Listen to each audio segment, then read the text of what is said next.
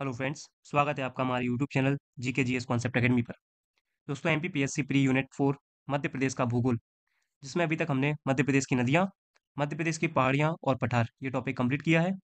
अब चूंकि नदियों से ही जुड़ा हुआ टॉपिक है, मध्य प्रदेश की प्रमुख परियोजनाएं, सिंचाई परियोजनाएं और साथ में जल संसाधन, तो ये वाला टॉपिक हम आज कवर करने वाले हैं, जिसमें हम मध्य प्रदेश का जल संसाधन एवं नदी घाटी परियोजनाएं समाप्त करेंगे। साथ ही कुछ 10 से 15 एमसीक्यू हम नदियों से संबंधित आज सॉल्व करेंगे। देन हम अब नेक्स्ट जो हमारा लेक्चर आएगा, उसमें हम मध्य प्रदेश की जलवायु और जलवायु के साथ ही मध्य प्रदेश की मिट्टियाँ, ये दोनों हम एक ही वीडियो लेक्चर में फिनिश करने का प्रयास करेंगे। साथ ही समय समय पर हम इनके एमसीक्यू सीरीज भी लेके आने वाले हैं। तो दोस्तों अगर आपको वीडियो हमारी पसंद आती हैं तो वीडियो को लाइक करें, कमेंट करें, ज़्यादा से ज़्यादा इन वीडियो को अपने दोस्तों के साथ शेयर करें। चलिए तो आज का टॉपिक हम स्टार्ट करते हैं। सबसे पहले आज हमें बात करनी है, देखिए अभी तक हमने डिस्कस क्या क्या कर लिया था, सबसे पहले थोड़ा हम ये देख लेते हैं। हमने मध्य प्रदेश की नदियाँ और उनके एमसीक्यू डिस्कस कर लिए थे, ये हमारा नदियों वाला टॉपिक रहा। देखिए जिसमें हमने मध्य प्रदेश की सारी नदियाँ और नदियों का उद्गम स्थान, नदियों के किनारे बसे हुए जो भी शहर हैं, उन सब के बारे में डिस्कस किया था। और हमारी लास्ट नदी थी छिप्रा, इसको हम फिनिश कर चुके थे। साथ ही हमने कुछ वाटरफॉल और साथ में नदियों के किनारे बसे शहर, इनके बारे में चर्चा की थी। तो जाहिर सी बात है आपने ये सारी चीज़ें कवर कर ली होंगी। एक दो बार इनको लिख लिख के, मैप बना बना के आप कोई वाटरफॉल या नदी के तट पर बसे हुए कोई शहर जो कि पर्यटन की दृष्टि से महत्वपूर्ण है या धार्मिक दृष्टि से महत्वपूर्ण है, तो उनको आप मैप में लोकेट कीजिए और बार बार उनको देखिए ताकि वो लंबे समय तक आपको याद रह सके। चलिए तो आज हमारा टॉपिक है मध्य प्रदेश में नदी घाटी एवं नदी घाटी सिंचाई एवं परियोजनाएं। तो आज का टॉपिक हम स्टार्ट करते हैं अपना। चलिए चलिए दोस्तों, तो आज का हमारा टॉपिक है MP river project, Madhya Pradesh की नदी घाटी परियोजना। और इसी टॉपिक में हम बात करेंगे मध्य प्रदेश के जल संसाधनों की। तो सबसे पहले देखिए, टॉपिक हमारा मध्य प्रदेश रिवर प्रोजेक्ट, मध्य प्रदेश की नदी घाटी परियोजना। पहले फैक्ट के क्रम में हम देख लेते हैं दोस्तों। जैसे पहला पॉइंट है, मध्य प्रदेश की पहली फर्स्ट रिवर प्रोजेक्ट कौन सा है? तो दोस्तों चंबल नदी घाटी परियोजना मध्य प्रदेश की पहला रिवर प्रोजेक्ट माना जाता है। साथ ही मध्य प्रदेश का सबसे बड़ा रिवर प्रोजेक्ट यानी नदी घाटी परियोजना की बात करेंगे तो हमारी नर्मदा नदी घाटी परियोजना है। मध्य प्रदेश में पहली जल विद्युत परियोजना कौन सी है? तो यह है गांधी सागर परियोजना, जो कि चंबल नदी मंदसौर में स्थित है। इसके अलावा मध्य प्रदेश की अगर हम पहली ताप विद्युत परियोजना की बात करते हैं, तो पहला ताप विद्युत परियोजना है चांदनी ताप विद्युत केंद्र, जो कि बुरहानपुर में स्थित है। साथ में मध्य प्रदेश की पहली नहर परियोजना कौन सी है? तो वैन गंगा नहर परियोजना, जो कि 1923 में बालाघाट में निर्मित है। तो ये ऐसे फैक्ट हैं, इनमें कोई कॉन्सेप्ट की तो बात नहीं है दोस्तों, डायरेक्ट फैक्ट हैं। यहाँ से प्रश्न पूछ लिए जाते हैं, तो आपको ये हमने एक ही जगह सारे रिवर प्रोजेक्ट, जल विद्युत परियोजना, ताप विद्युत परियोजना और पहली नहर घाटी परियोजना, इन चारों फैक्ट को हमने एक ही जगह रख लिया। जिसमें मध्य प्रदेश की पहली रिवर प्रोजेक्ट कौन सा है? तो हम बताएंगे चंबल नदी घाटी। वहीं मध्य प्रदेश का सबसे बड़ा रिवर प्रोजेक्ट कौन सा है? तो हम बताएंगे नर्मदा नदी घाटी। मध्य प्रदेश की पहली जल विद्युत परियोजना कौन सी है? तो गांधी सागर जल विद्युत परियोजना है। पहला ताप विद्युत केंद्र कौन सा है या ताप विद्युत परियोजना कौन सी है? तो चांदनी ताप विद्युत केंद्र, जो कि बुरहानपुर में स्थित है। और साथ ही मध्य प्रदेश की पहली नहर परियोजना कौन सी है? वेनगंगा नहर परियोजना, जो कि बालाघाट में स्थित है। अब सबसे पहले हम बात कर ले हैं सिंचाई के बारे में। देखिए दोस्तों, मध्य प्रदेश में सिंचाई की परियोजनाएं जब निर्धारित होती हैं तो मुख्यतः तीन बिंदुओं को ध्यान दिया जाता है। पहला पहला ये, एक तो मध्य प्रदेश में लघु सिंचाई परियोजनाएं हैं, मध्यम सिंचाई परियोजनाएं हैं और बृहद सिंचाई परियोजनाएं हैं। जो लघु सिंचाई परियोजनाएं हैं, उनका अगर हम क्षेत्रफल की बात करेंगे तो 0 से लेकर 2000 हेक्टेयर का क्षेत्र लघु सिंचाई परियोजनाओं के अंतर्गत आता है। वहीं 2000 से लेकर 10,000 हेक्टेयर का जो क्षेत्र है वह मध्यम सिंचाई परियोजनाओं के अंतर्गत आता है, और 10,000 से अधिक हेक्टेयर का जो क्षेत्र होता है वह बृहद सिंचाई परियोजनाओं के अंतर्गत शामिल होते हैं। वहीं अगर हम मध्य प्रदेश में बात करेंगे तो सर्वाधिक सिंचाई के माध्यम मध्य प्रदेश में है कुआं एवं ट्यूबवेल। दोस्तों आप पिछला जो प्री हुआ है उसमें देखिए डायरेक्ट यही पॉइंट पूछा गया है। तो मध्य प्रदेश में सर्वाधिक सिंचाई के माध्यम या सर्वाधिक सिंचाई के स्रोत जो है वो है कुआं और ट्यूबवेल। लगभग 67% मध्य प्रदेश की सिंचाई कुआं और ट्यूबवेल पर आधारित है। वहीं अगर हम आगे बात करते हैं तो मध्य प्रदेश का सबसे सिंचित क्षेत्र नर्मदा घाटी क्षेत्र है। मध्य प्रदेश का सबसे सिंचित क्षेत्र कौन सा है? नर्मदा घाटी क्षेत्र। वहीं अगर हम बात करते हैं प्रदेश का पहला सिंचाई डैम परियोजना कौन सी है?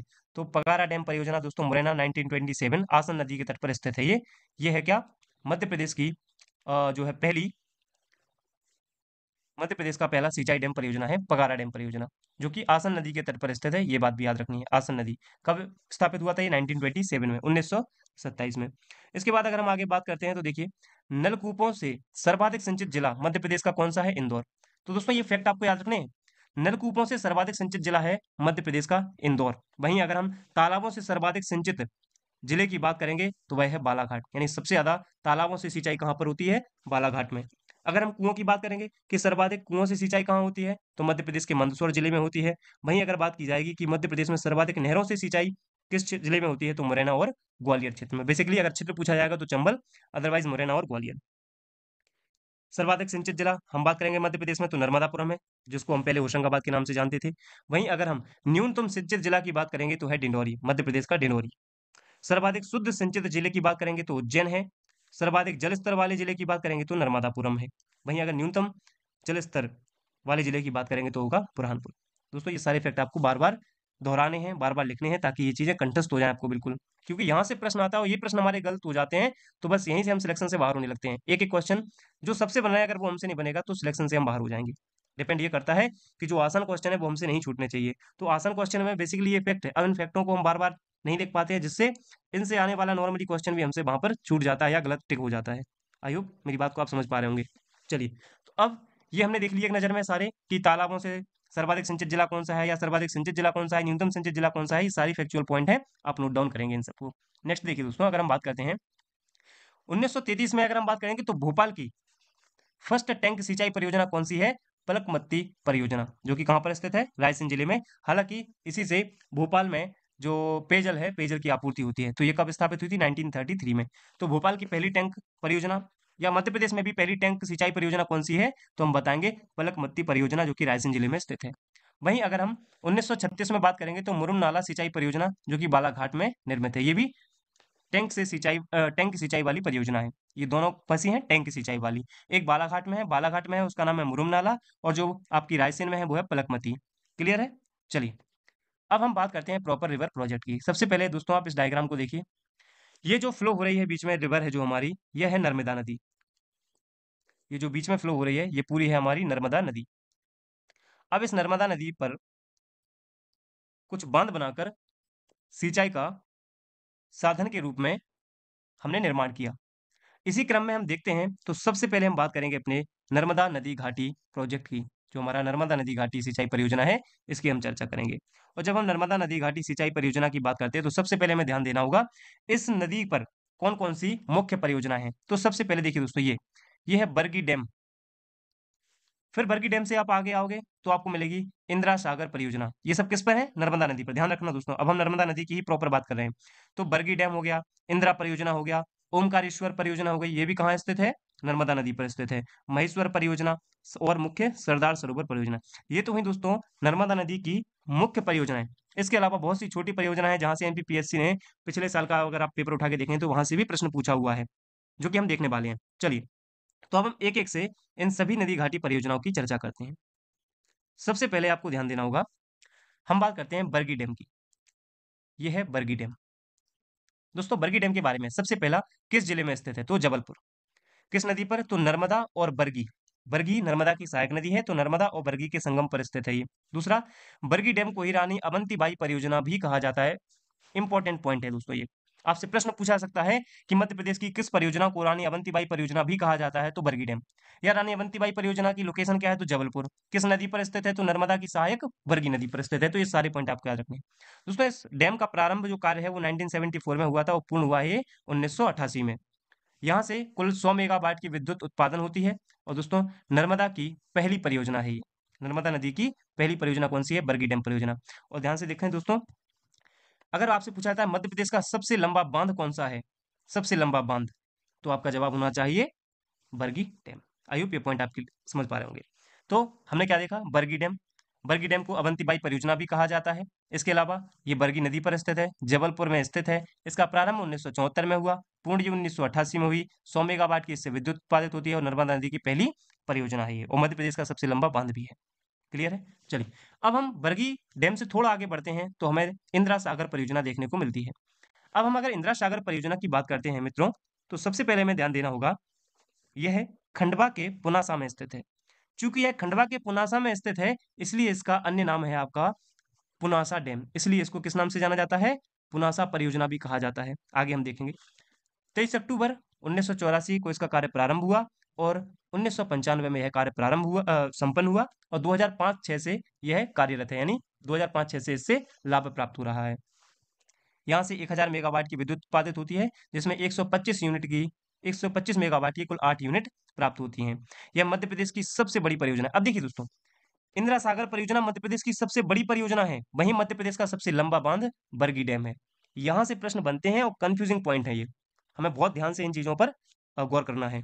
तो मध्य प्रदेश की सबसे बड़ी परियोजना है इंदिरा सागर परियोजना, जो कि नर्मदा नदी पर स्थित है।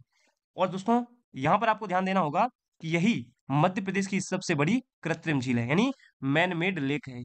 तो मध्य प्रदेश की सबसे बड़ी कृत्रिम झील भी कौन सी है? हमारा जवाब होगा इंदिरा सागर परियोजना। दोस्तों, इसी के बहाव क्षेत्र को रोककर हनुमंतिया टापू का निर्माण किया गया है। और दोस्तों, जलदीप योजना जो है वो यहीं से प्राप्त हुई है। इसे हम पुनासा परियोजना भी कहते हैं। और इसके समीप ही संत सिंगाजी ताप विद्युत केंद्र स्थित है। तो एक दो पॉइंट और हैं, ये आपको याद रखने हैं। तो एक बार देखिए, सबसे पहले हमने देखा बरगी डैम। बरगी डैम जो है वह जबलपुर जिले में स्थित है। वहीं इंदिरा सागर खंडवा में स्थित है, खंडवा के पुनासा में। ये बरगी नदी पर स्थित, इंदिरा सागर परियोजना नर्मदा नदी पर स्थित है। बरगी का कार्य प्रारंभ हुआ 1974 में, जबकि इंदिरा सागर का कार्य प्रारंभ हुआ 1984 में। इंदिरा सागर पूर्ण हुई 1995 में, बरगी सागर पूर्ण हुई 1988 में। इससे 100 मेगावाट विद्युत उत्पादित होती है, जबकि इंदिरा सागर से 1000 मेगावाट विद्युत उत्पादित होती है, जिसमें 125 मेगावाट की कुल 8 यूनिट विद्युत का निर्माण होता है।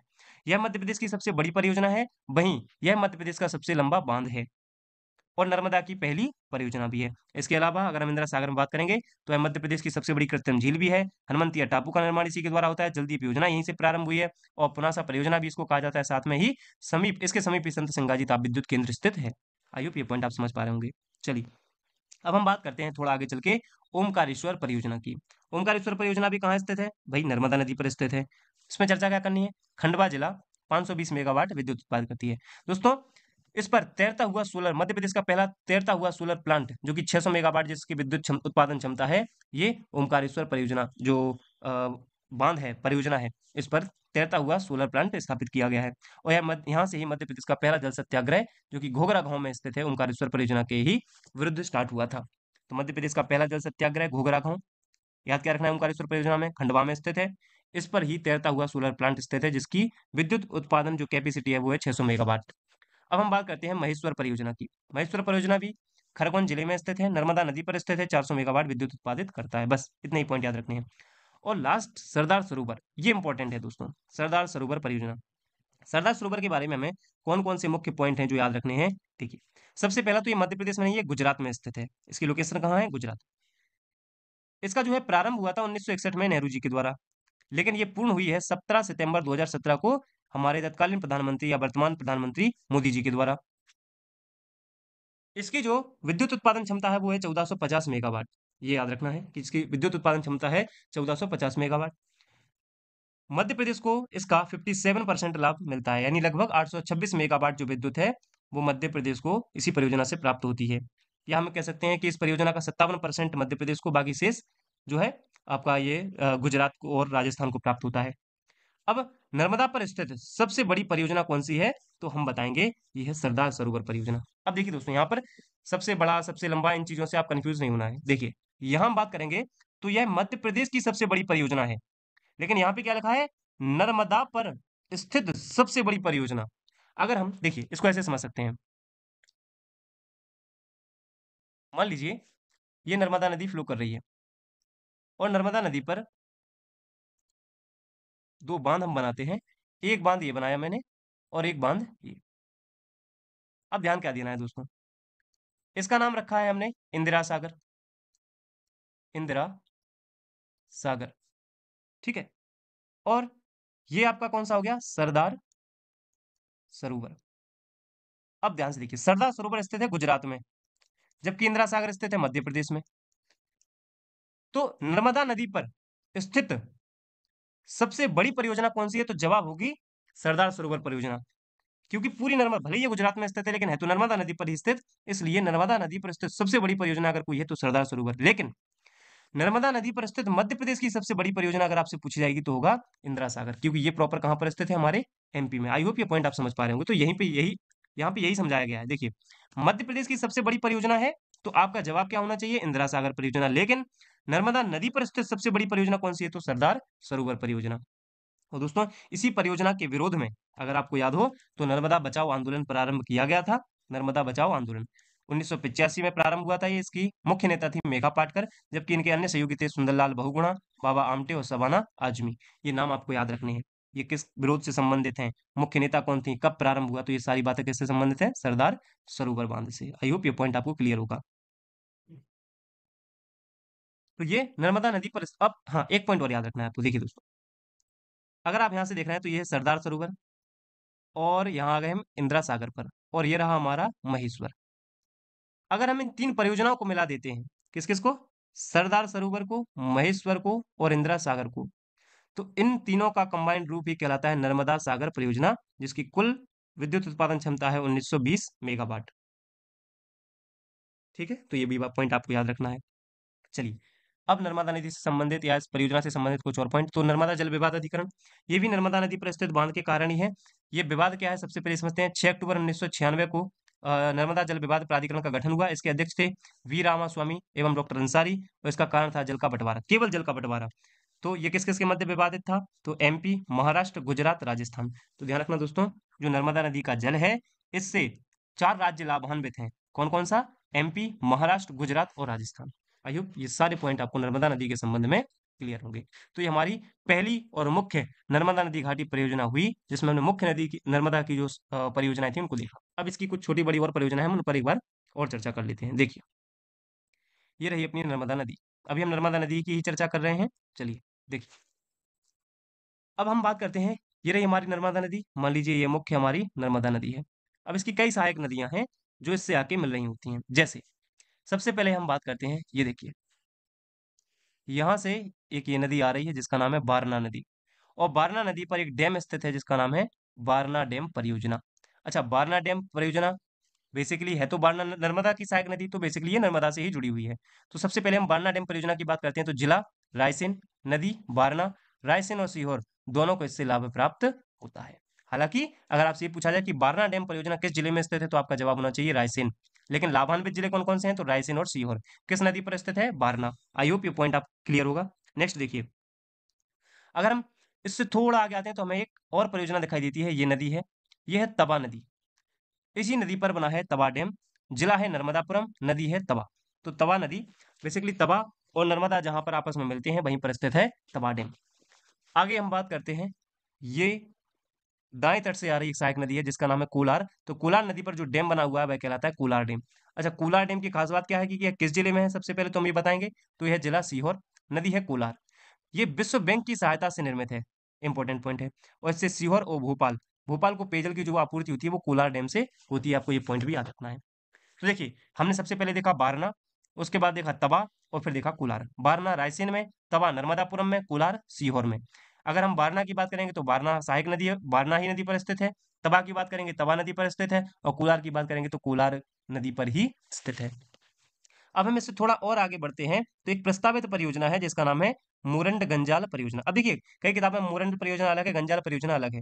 लेकिन मुरंड गंजाल परियोजना ये प्रस्तावित है, जिला है नर्मदापुरम। कुछ जगह हरदा दिया है गंजाल के लिए, लेकिन बेसिकली अभी आप याद रखेंगे कि जिला नर्मदापुरम में ही मुरंड गंजाल परियोजना है, लेकिन अभी प्रस्तावित है ये।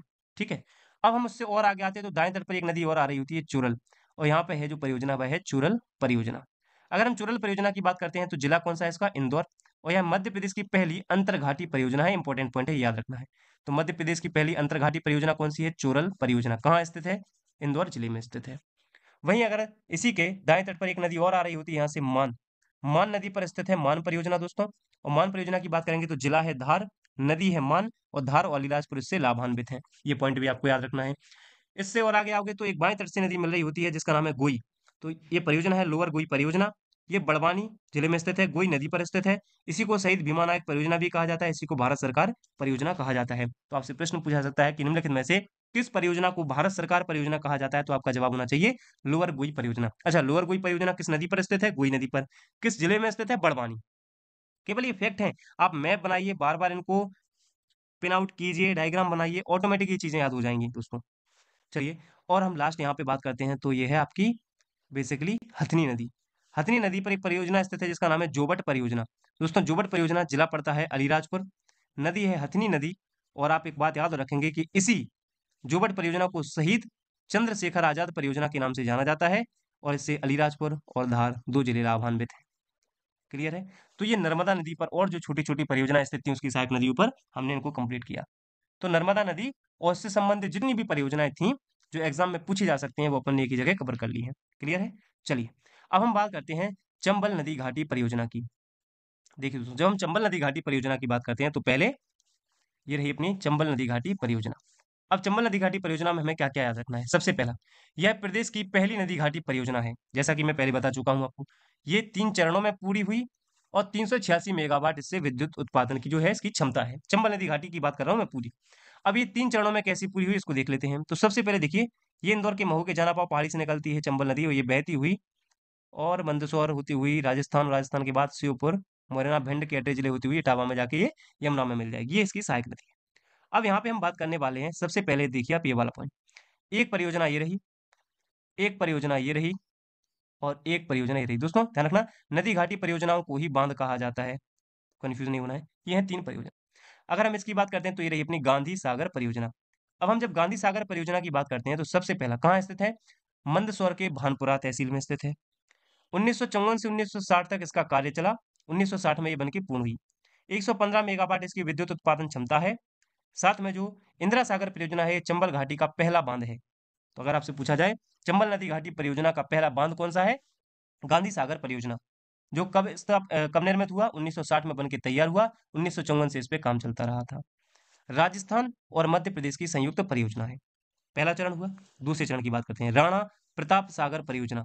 जब हम राणा प्रताप सागर परियोजना की बात करते हैं तो ये रावत भाटा चित्तौड़गढ़ राजस्थान में स्थित है।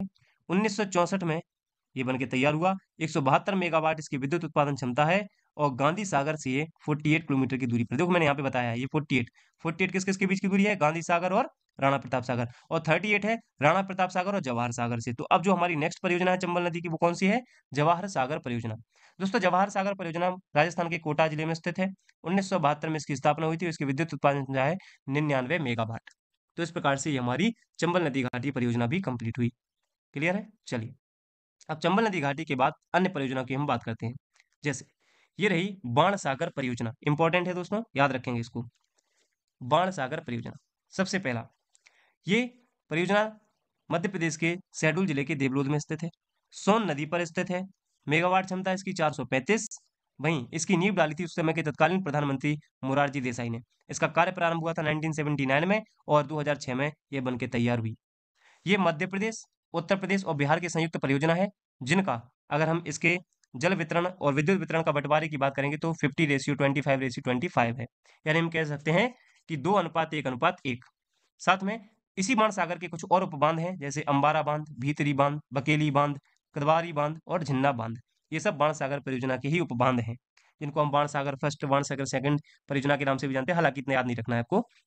हाँ, और बाण सागर परिसंचालन एवं नियंत्रण केंद्र मध्य प्रदेश के रीवा जिले में स्थित है। आई होप ये सारे पॉइंट आपको क्लियर होंगे। तो ये हमारी बाण सागर परियोजना।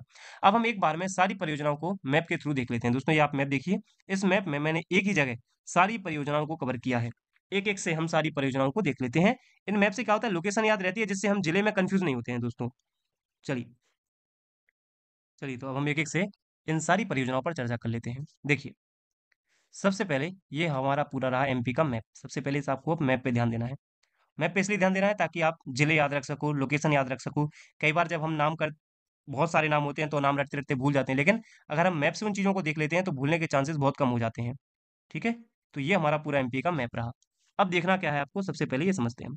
देखिए, मैंने कुछ चीज़ें यहाँ पे पॉइंट आउट की हैं। जैसे आपको ये सारे जो स्पॉट दिखाई दे रहे हैं, ये कोई ना कोई डैम है, बाँध है, जो अपनी लोकेशन के आधार पर मैंने यहाँ पे उनकी लोकेशन दी है, कि कौन-सा डैम किस जिले में स्थित है ना? ये सारी बातें आपको इससे समझ में आएँगी। जैसे सबसे पहले हम उत्तर से देखना स्टार्ट करते हैं, ऊपर की ओर से। तो हमने स्टार्ट किया मुरैना से। हमारे मध्य प्रदेश का सबसे उत्तरी जिला मुरैना है, तो मुरैना से ही याद करते हैं।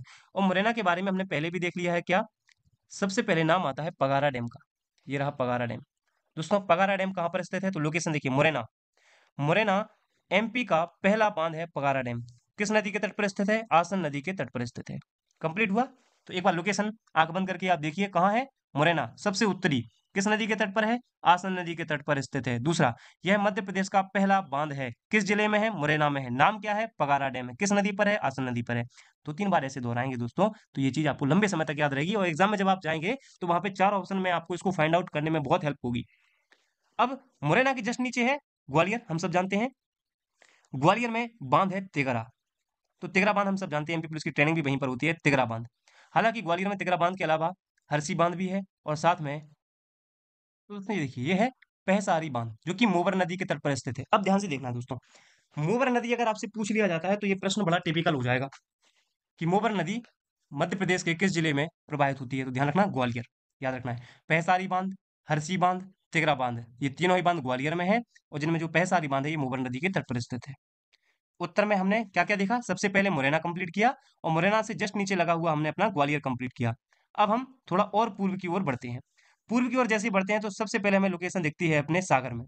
तो सागर का नाम सुनते ही आपको बीना परियोजना याद आ जानी चाहिए।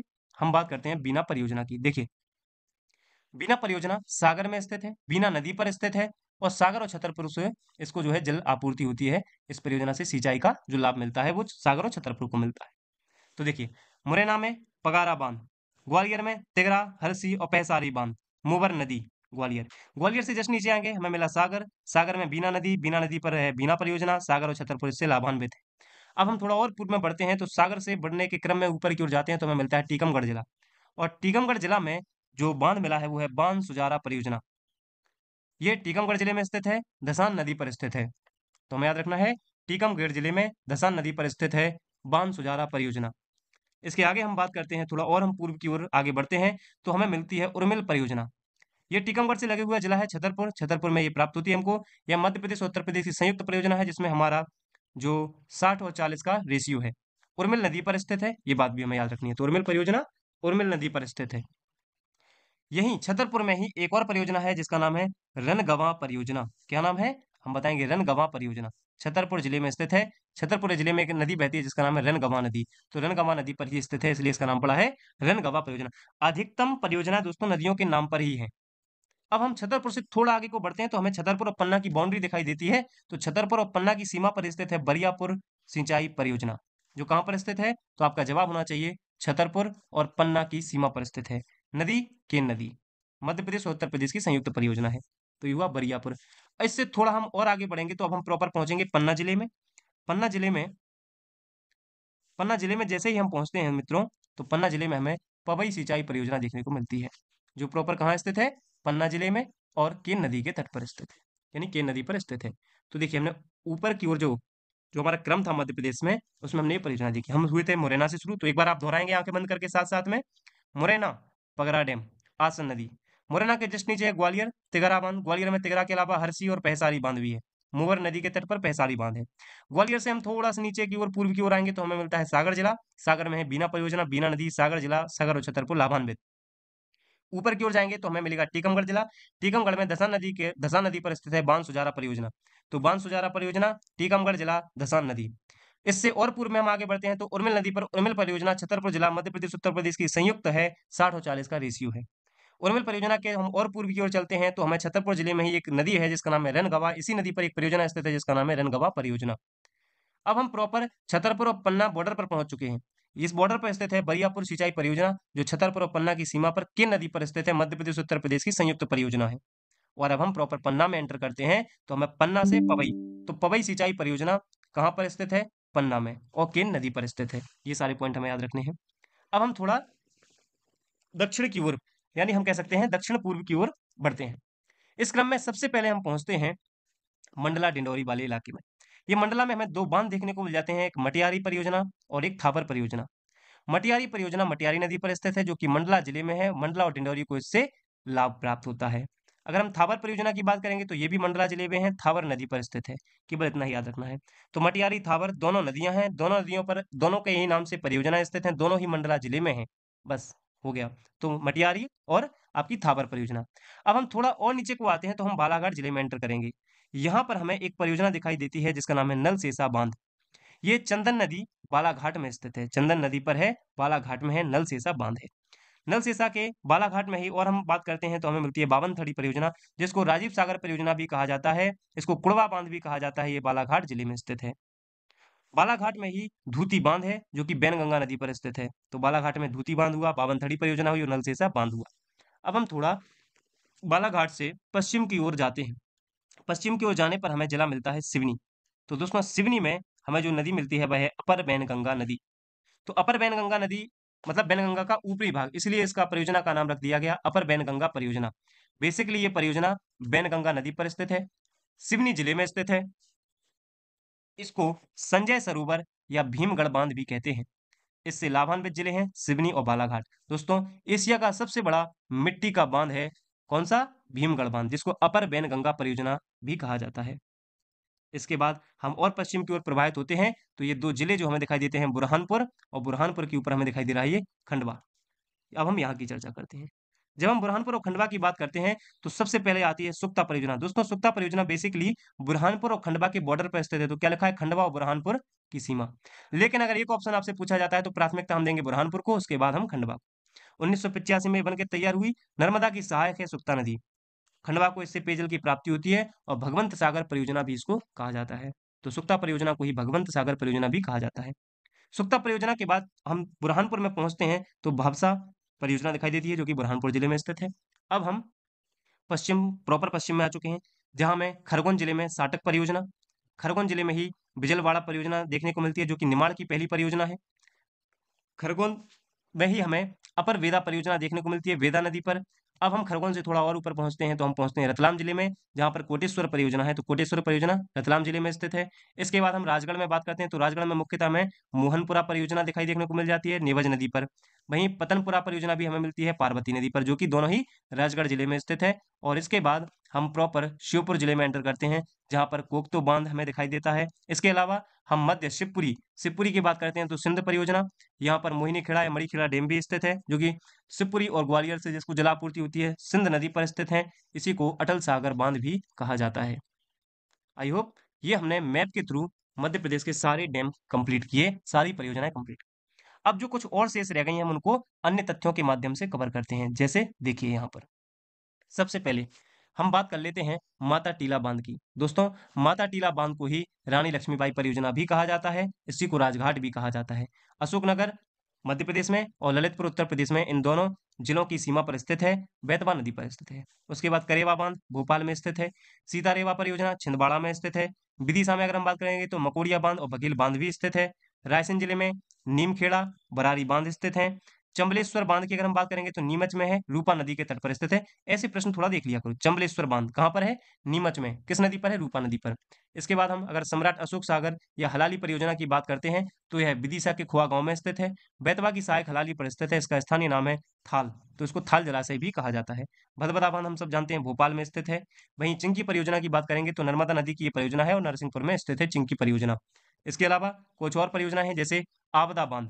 आपदा बांध दोस्तों सीप नदी पर स्थित है श्योपुर जिले में। वहां पर हम ग्रेटर गंगू परियोजना की अगर हम बात करते हैं तो केन नदी पर स्थित है छतरपुर में। गुलाब सागर परियोजना सीधी में स्थित है महान नदी पर, जिसको महाना नदी भी कहते हैं। ऐसे ही माचागुरा बांध की अगर हम बात कर लेते हैं पेंच पेंच नदी पर स्थित है छिंदवाड़ा जिले में।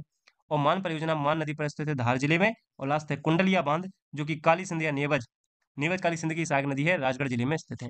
तो ये कुछ और बांध थे, ये भी हमने कवर किए। बस दोस्तों इसमें हमारी मध्य प्रदेश की सारी सिंचाई घाटी नदी घाटी परियोजनाएं कवर होती हैं। हाँ, अब एक फैक्ट हम और देख लेते हैं जिसमें हम देखना चाहते हैं कि मध्य प्रदेश उत्तर प्रदेश, मध्य प्रदेश राजस्थान, मध्य प्रदेश महाराष्ट्र, या तीन राज्यों की मध्य प्रदेश उत्तर प्रदेश बिहार, इनकी संयुक्त परियोजनाएं कौन कौन सी हैं। तो ये फैक्ट मैंने यहाँ पे डाले हुए हैं, एक बार हम इनको और देख लेते हैं। परियोजना से संबंधित अन्य तथ्य ऐसा बना के मैंने यहाँ पे लिखा है। तो ये पीडीएफ आपको दोस्तों टेलीग्राम चैनल पे मिलेगी, तो डिस्क्रिप्शन बॉक्स में दी हुई लिंक के माध्यम से आप टेलीग्राम चैनल को ज्वाइन कर सकते हैं। तो देखिए परियोजनाओं से संबंधित अन्य तथ्य देखते हैं। सबसे पहले हम बात कर रहे हैं राजस्थान और मध्य प्रदेश की संयुक्त परियोजना कौन कौन सी हैं। तो राजस्थान और मध्य प्रदेश की संयुक्त परियोजना है गांधी सागर, राणा सागर, जवाहर सागर। ठीक है, बॉर्डर पे स्थित है इसलिए ये मध्य प्रदेश और राजस्थान की है। आगे हम बात करते हैं मध्य प्रदेश, राजस्थान, महाराष्ट्र और गुजरात की। केवल एक परियोजना याद रखोगे, सरदार सरोवर परियोजना।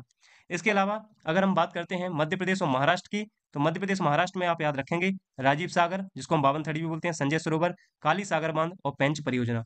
इसके अलावा हम एमपी और यूपी की परियोजनाओं की बात करते हैं तो यहाँ पे थोड़ा देख लेना है। यहाँ पे आती है राजघाट, माता टीला के अलावा यहाँ पे आती है उर्मिल, रणगवा और ग्रेटर गंगो परियोजना। तो ये हुई मध्य प्रदेश, राजस्थान, उत्तर प्रदेश या महाराष्ट्र, किसके साथ हम कौन कौन सी परियोजनाओं से लाभान्वित हैं। वहीं पे आपको एक पॉइंट और याद रखना है दोस्तों। क्या पॉइंट है ये? कि नेहरू जी ने नदी घाटी परियोजनाओं को आधुनिक भारत के मंदिर कहा है। ऐसे पॉइंट्स भी आपसे पूछे जा सकते हैं, तो नेहरू जी के द्वारा ही ये वक्तव्य कहा गया था। इसके अलावा ये करंट का एक पॉइंट आप याद रखेंगे, गांधी सागर फ्लोटिंग फेस्टिवल मध्य प्रदेश का पहला फ्लोटिंग फेस्टिवल है, जो मंदसौर जिले में मनाया गया। कब से कब तक? 1 से 5 फरवरी 2023 तक। तो इस प्रकार से दोस्तों हमारा नदी घाटी परियोजनाओं वाला टॉपिक कंप्लीट होता है। नेक्स्ट वीडियो में दोस्तों हम मध्य प्रदेश की जलवायु, साथ में हम मध्य प्रदेश की मिट्टी को कवर करेंगे। एक ही वीडियो में ये दोनों टॉपिक हमारे कवर होंगे। कोशिश मेरी ये है दोस्तों कि एमपी को थोड़ा डिटेल में और आराम आराम से मैं लेके चलूं।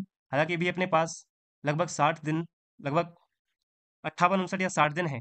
60 दिन में अगर हम पर डे एक एक टॉपिक भी एमपी का कवर करते हैं अच्छे तरीके से, तो हम 60 दिन में 60 टॉपिक बहुत आसानी से कर ले जाएंगे। इसलिए एमपी को आप बहुत स्लो स्लो लेके चलें, आराम से एक एक दिन एक एक टॉपिक को डिटेल में उसके एमसीक्यू लगाएं, क्योंकि एमपी का वेटेज इस बार सबसे ज्यादा है। इसलिए आप एमपी में मात नहीं खा सकते हो कैसे भी। बाकी हम जो और सब्जेक्ट हैं उनको थोड़ा फास्ट में, जैसे यूनिट 7 में मैंने अभी आपको साइंटिफिक इंस्टीट्यूशन शेष रहते हैं, जिसमें हम अंतर्राष्ट्रीय जो अंतरिक्ष वाला टॉपिक है वो हमारा कंप्लीट हो जाएगा। उसके बाद हम इन्वायरमेंट स्टार्ट करने वाले हैं। तो एमपी का मैं ऐसा करता हूँ कि डेली एक लेक्चर अब अपलोड करूंगा एमपी का। बाकी जो अन्य सब्जेक्ट है, हमारी अन्य यूनिट है, उनको जल्दी से जल्दी कोशिश करने की, एक वीडियो में लगभग ज्यादा से ज्यादा मटेरियल देने का मैं प्रयास करूंगा। दोस्तों समझाने का इतना समय नहीं है, आप अभी केवल कॉन्सेप्ट पर ज्यादा फोकस मत करिए। फिलहाल आप ध्यान देखिए कि कंटेंट सिलेबस के अकॉर्डिंग फैक्ट मिल जाता है, तो रटना भी पड़े कुछ भी करना पड़े, आप उनको कवर करिए। दोस्तों ये जो पीडीएफ है ये आपको मेरे टेलीग्राम चैनल पर मिलेगी, जिसकी लिंक डिस्क्रिप्शन बॉक्स में है। तो अगर आपको ये वीडियो पसंद आई हो तो वीडियो को लाइक करें, कमेंट करें, ज्यादा से ज्यादा अपने दोस्तों के साथ शेयर करें। Thank you.